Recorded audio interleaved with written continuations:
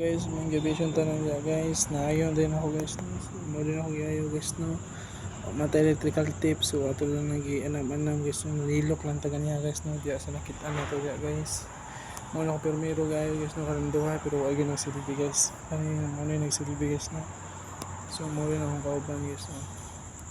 Ang duha de guys so na guys kay na ito sa kwarto niya guys no. Kumaguwang niya ng laki o manghod niya nga bae. So siya rin isa dito yan guys no. So naluoy ko guys kay daghan man yung lamok diya guys. Nakatog man yung ko diya guys.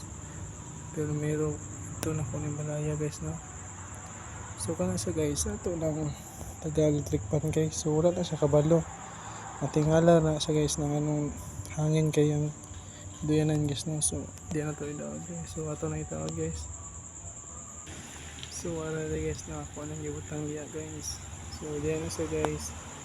Mahangin na nagyan siya diya guys. Kay ayaw naman ito na. So mauro ko guys.